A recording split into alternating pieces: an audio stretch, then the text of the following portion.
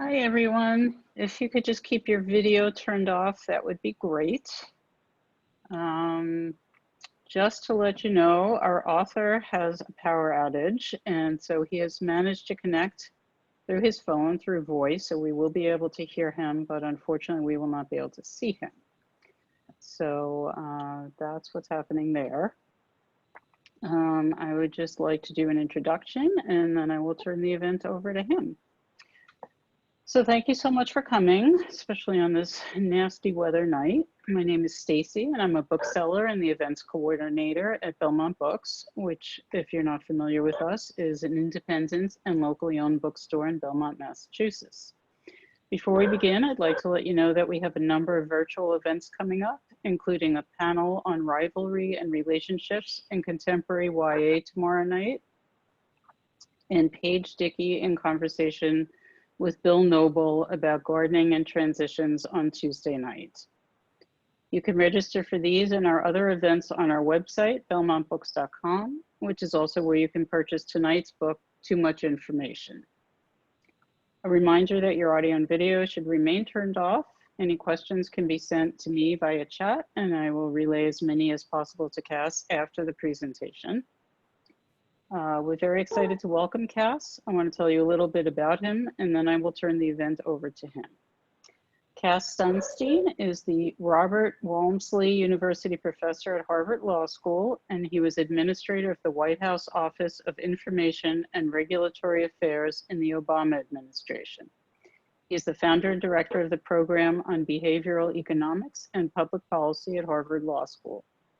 Cass was the recipient of the 2018 Holberg Prize, one of the largest annual international research prizes awarded to scholars who have made outstanding contributions to research in the arts and humanities, social science, law, or theology. He has testified before congressional committees on many subjects, and he has been involved in constitution making and law reform activities in a number of nations.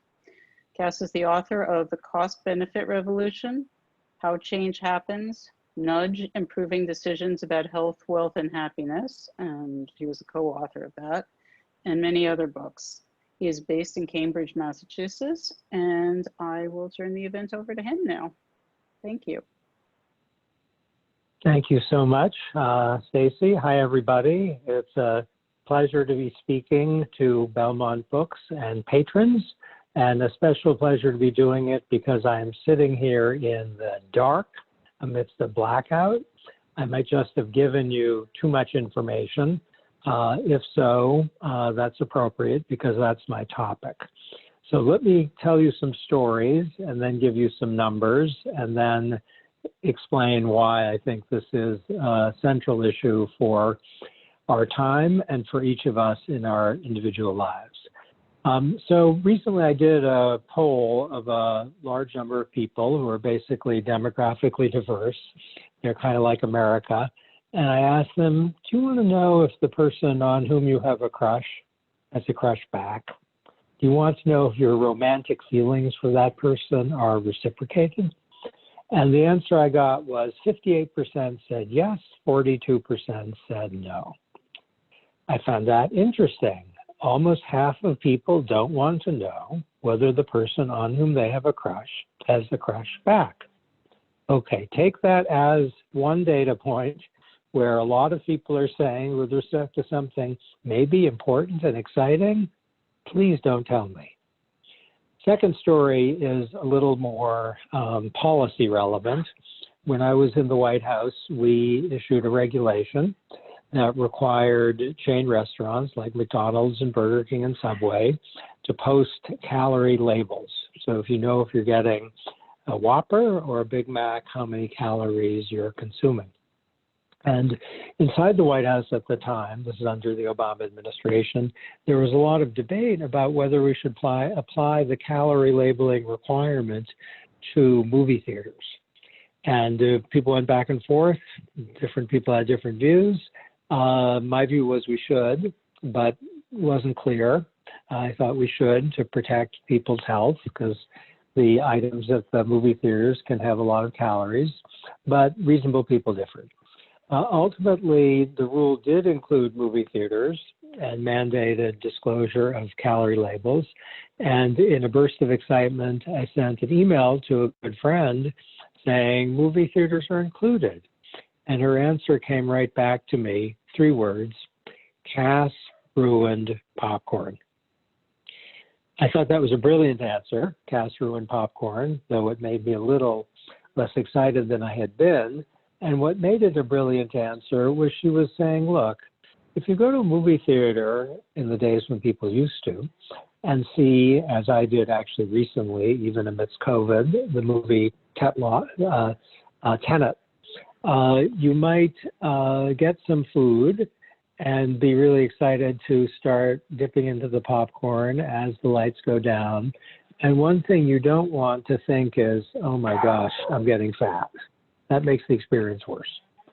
Okay, that's my second story. My third is very personal, and if you'll permit, I will tell it, which is a few decades ago, my dad, who was an athletic 60-something, started stumbling on the tennis court, and my mother and I took him to the hospital because the stumbling was a bit alarming, and we had a battery of tests done to see what was going on.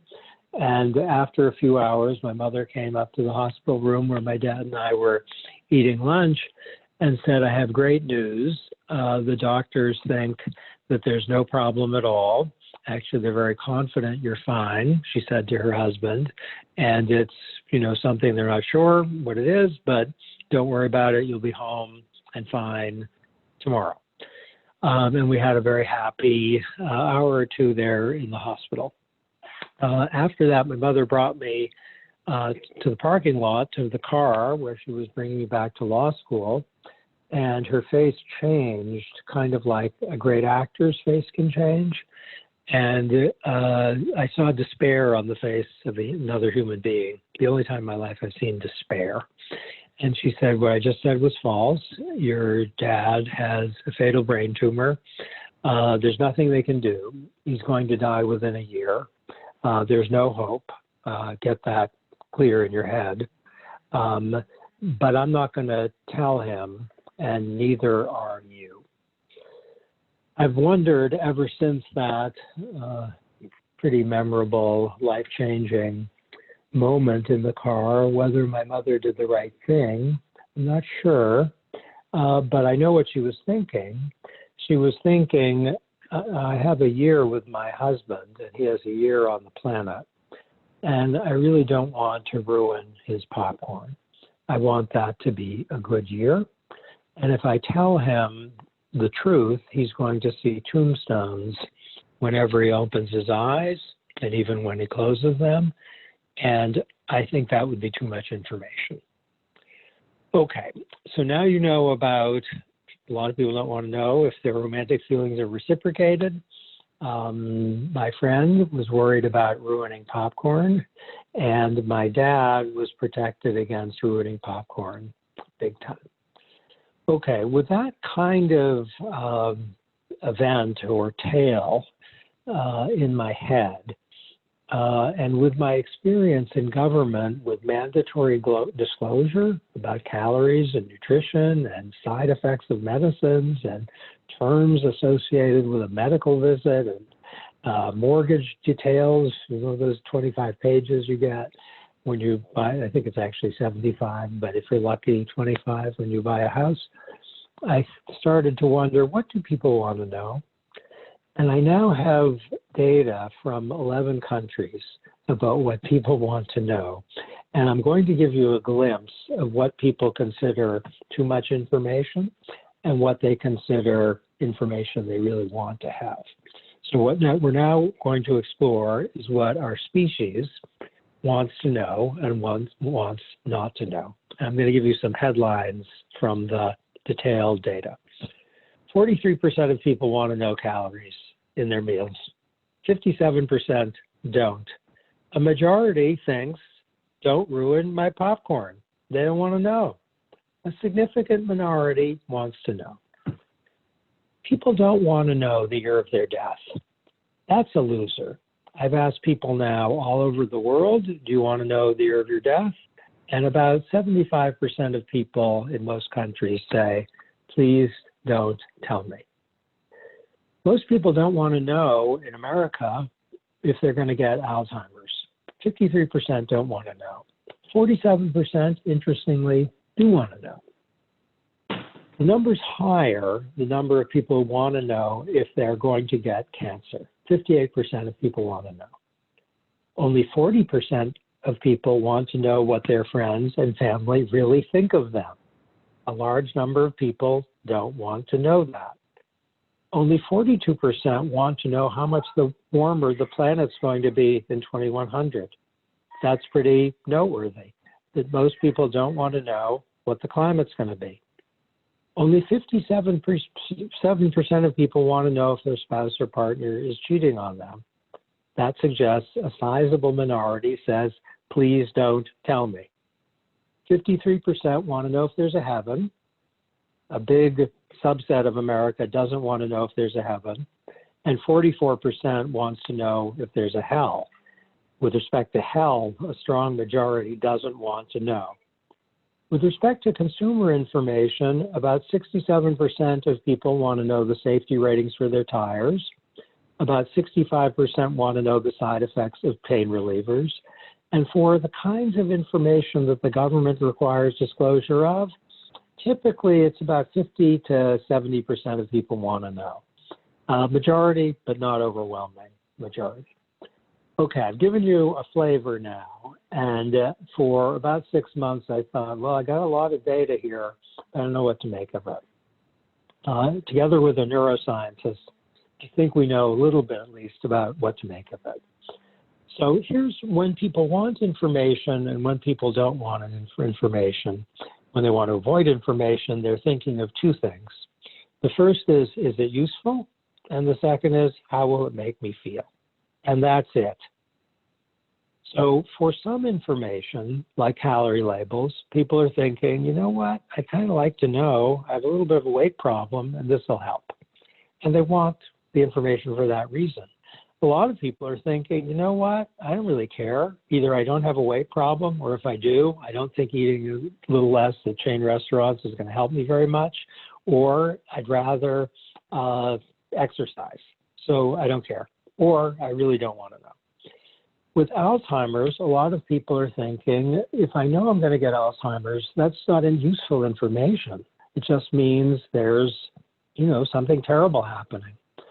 By contrast, if I learn about the safety of my tires, that's useful. I can get better, safer tires. I can make better purchasing decisions.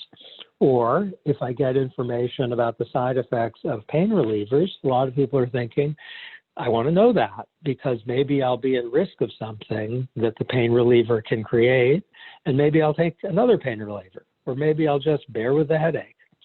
So the first thing is usefulness really matters, and the fact that we're seeing a lot of people wanting information, a lot of people not wanting information now makes complete sense, because a lot of people are thinking it's useful to me. Yeah, I want that.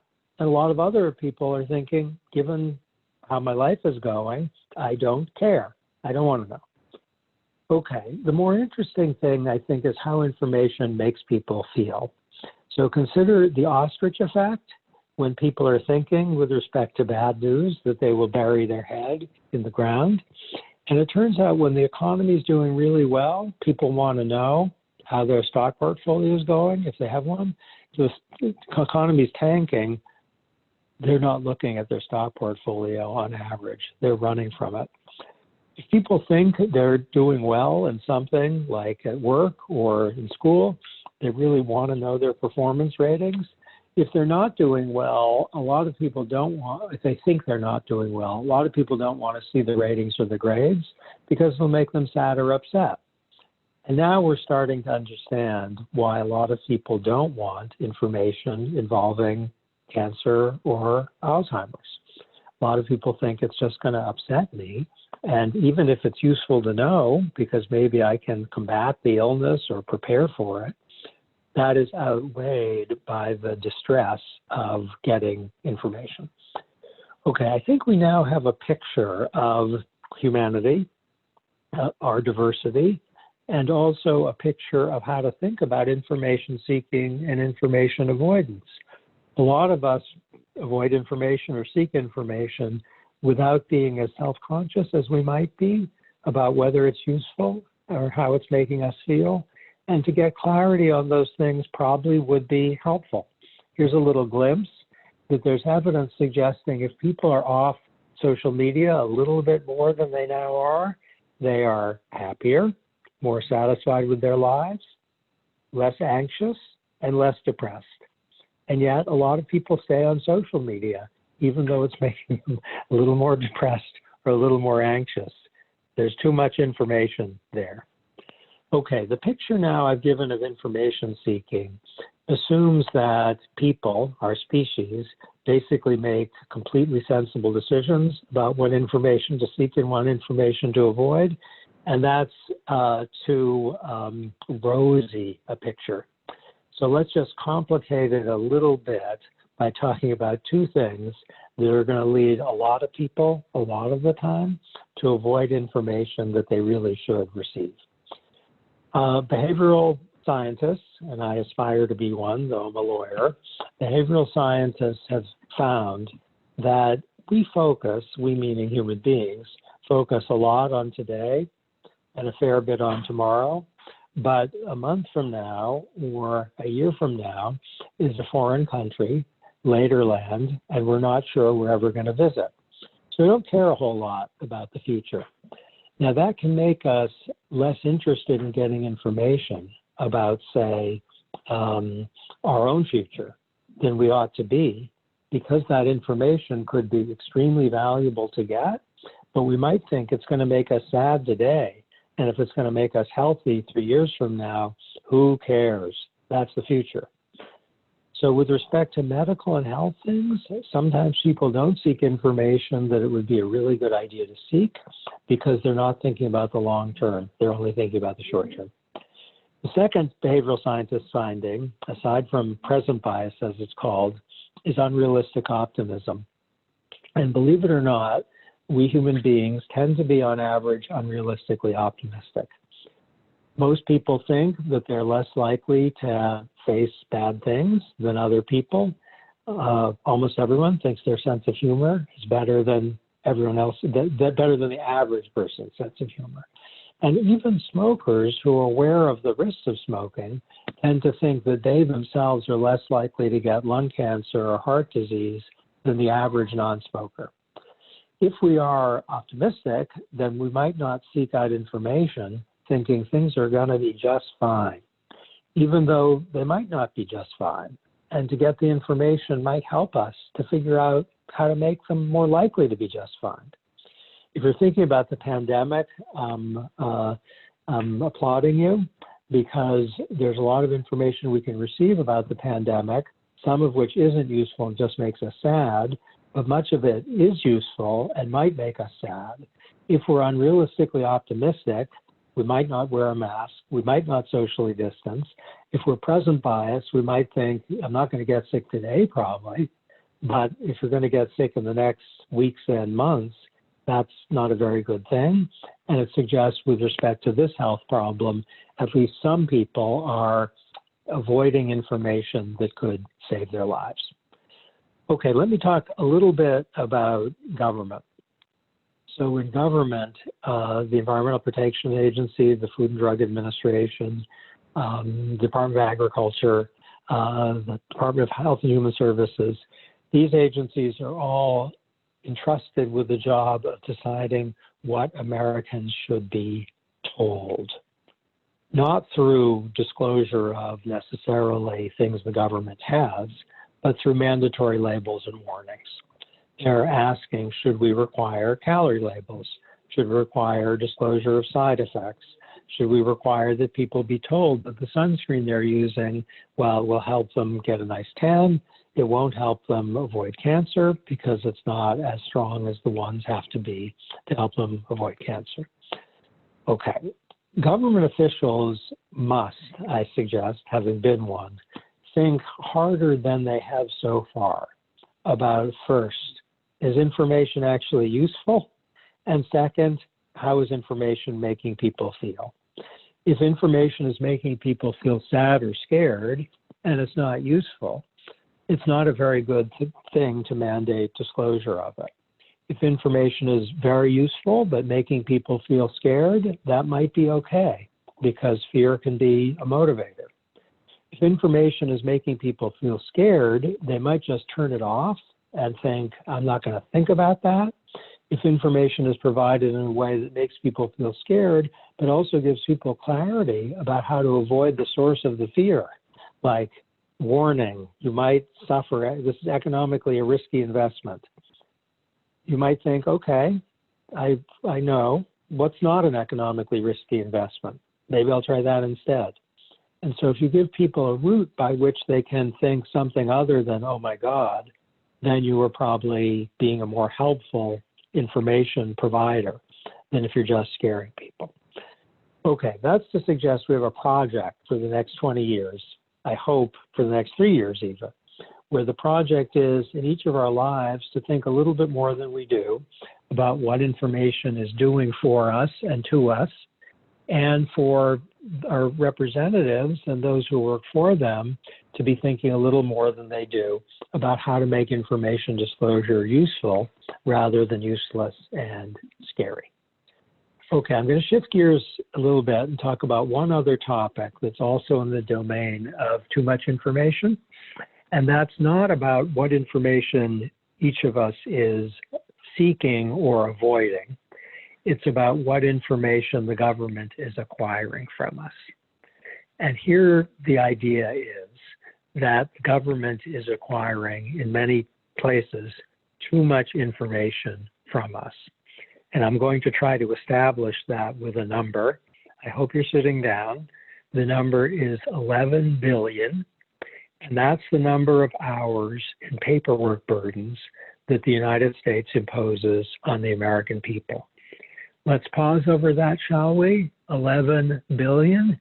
It's hard to get your mind around that. It's hard for me to get my mind around that, at least. That's an unfathomably large number. But if you took everyone in Chicago, a really big city, and asked them to spend every hour of the working week filling out federal paperwork, and then ask them to do that for a full year, everyone in Chicago, by the end of the year, you wouldn't get close to that 11 billion hour figure. Okay, that figure is imposed on farmers, on truckers, on taxpayers. I hope you know that. If you're a taxpayer, I hope you know it's a lot of time spent on that for many of us, for students, for nurses, for patients, for doctors, for energy providers, for nonprofits, for schools of multiple kinds. That 11 billion hours is like a time tax, which is, scarily high on the American people. Okay, I want to draw attention to that 11 billion hours and give it a name, sludge. It's sludge, meaning it's a friction or a burden or a time sink that is thrown in our faces, and often we have to deal with it or risk criminal punishment.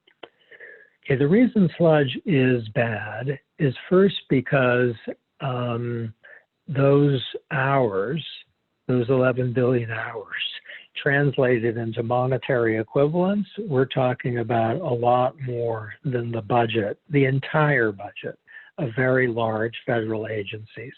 So in monetary terms, it's a lot. Apart from that, it is exerting imposing a big toll on a lot of our fellow citizens that is not easily managed. It may be a patient who's trying to get medical help who has to deal with sludge. It might be someone who doesn't have a lot of money who's trying to get economic assistance who can't because of the sludge. The take-up for a lot of programs is between 40 and 60%. It might be that students are trying to get some educational opportunity, or people are trying to get job training, and they can't because the sludge defeats them. But it's actually worse than that, because it's not just people get defeated in addition to the time tax. It's that particular people are facing particularly severe information burdens, and for them, it's especially hard to manage. So one way into this is a kind of hilarious statement by an elderly gentleman, maybe about 83 years old, who was talking about the sludge he had to navigate from the government and his employer to get some economic help to which he was entitled. And he said, 20 years ago, I could handle this. I'm 83. Now you're asking me to deal with all this? And often the people who have to navigate the most sludge are elderly or poor and really busy, or people of color, or people without a ton of education, all of whom might be dealing with other stuff that makes the sludge wall, let's call it a wall, especially hard to leap over because of the situation in which they find themselves, which means that sludge is not only bad for all of us, it's particularly bad for some of us, and the people for whom it's particularly bad often have the hardest time navigating it. I hope some of you are thinking now about voting sludge, because there's a lot of it, where if people have to show IDs or fill out complicated forms or bring 3 forms of proof of something in order to vote, then we are going to discourage voting. And in Massachusetts now, pursuant to federal law, some of you are aware, I'm sure, that if you want to fly, not a lot of people are flying these days, but it's coming, you're going to need something called a Real ID, which is a little fancier than the normal Massachusetts driver's license. And the Real ID involves a lot of sludge to get. It's not horrible, but it's a lot of sludge. It's challenging.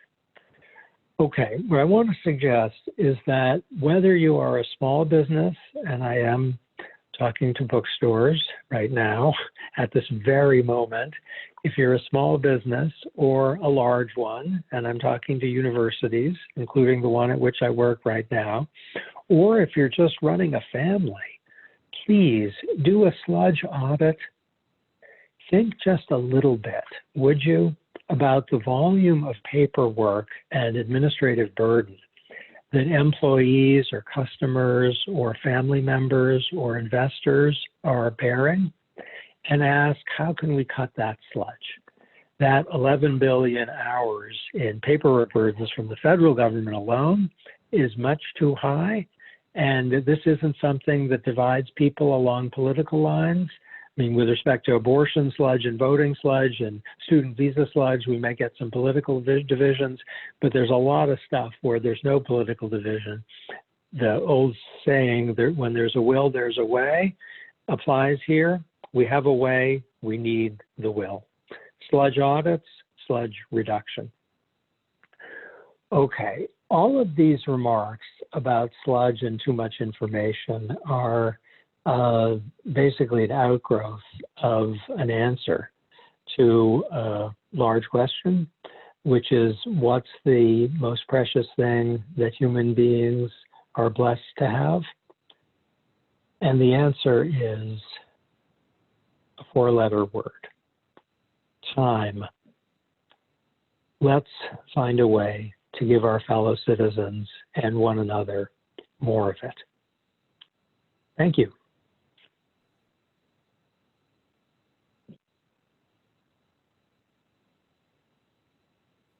Thank you so much, Cass, and thank you so much for bearing with us through your power outage. Looking to see if anybody has questions. That was really interesting, and I'm guessing people do, but I am not seeing any. And one thing I was thinking about while you were talking is this whole idea of other people deciding what information we get, and sort of the fine line between, you know, somebody making that quote unquote informed decision for us, and, you know, how it can also maybe be patronizing in a way to have them make that decision for us. And can you talk a little bit about that? Yeah, it's a great question. So my mother was, in a way, patronizing toward my dad. And if the government decided not to mandate calorie labels, it could be patronizing toward citizens. You could think of it that way. So clearly, everything depends, I think, on our role, that is who we are and why we're doing something or other. So if as a, let's say, parent, you told your kids everything about your day, they'd be so bored so quickly. Who would not be the opposite of patronizing. It would be kind of insufferable. Or if the government mandated disclosure of everything with respect to, let's say, cell phones, the disclosure materials would be so long that no one would read them. So there has to be selectivity, I think, on the part of anyone who's deciding what to disclose or what to mandate disclosure of. The thrust of what you're saying is completely right. It has to be done with respect for the agency and autonomy of the relevant person. Now, it might be a bank. You know, if a bank is withholding information in order to deceive people, that's in some cases fraud. And if it's not fraud, it might be, you know, a little short of it, but nothing good, and it might be manipulative. But if the bank isn't telling you, let's say, the number of hours people spent producing the dollar bills that it's handing over to you, that's not patronizing. It's just not relevant to you. So if we make a decision about whether information is useful and about whether information is going to make people miserable or not, that's not the worst way to be in the world. Right. So I guess it depends who's making those decisions and how much we trust them. Yes, it's a deep. You're asking a deep and great question. So, okay, so it'll be a little academic here for a moment. Forgive. If you're, in a market, let's say a free market where some people are selling some shoes and other people are selling other shoes, and there are disclosures of various kinds, people should get the information that they need about the shoe. Like if someone sells you a shoe and doesn't tell you things that are relevant to the shoe, like if it's not polished at a certain regularity, it's going to completely lose color, then the shoe's not going to be of much use to people. Or if you're sold a car and they don't tell you various things about how to operate and the miles per gallon and such, it might be that no one's going to buy that car because it's a baffling car. So markets, if people are competing with one another, you're going to have a lot of information provided voluntarily. If it's not enough being provided, like maybe the car company won't tell you something about safety, then there's a good argument for the government to do that. And the reason is it's useful. But the government could tell you the skin color of the people who made the car. Now that might be good to know, it might not. It might be something that plays into discrimination, or it might be something that consumers rightly don't care about. They just want the car to work, and they don't care about the skin color. So that's where government mandated disclosure gets interesting, where in a free country, the government isn't mandating disclosure of everything associated with every product. If it did, people couldn't get out of the store because they'd have too much paper in front of their faces. So it has to be useful. That's the first thing, is it useful? Thank you so much. That was a really interesting answer. I have a question from Jesse saying, given what you've said about psychological limitations, how do we deal with very long-term, extremely important problems such as climate change? Really good question. There are two ways, I think. One is to elect people who will take the problem seriously, whether they are mayors or governors or senators or presidents. And then they can just do stuff. So under President Obama, a lot of my job was involved with climate change, and we made cars more fuel efficient and very dramatically cut greenhouse gas emissions that way. And this was what President Obama kind of directed his people to do when he was elected.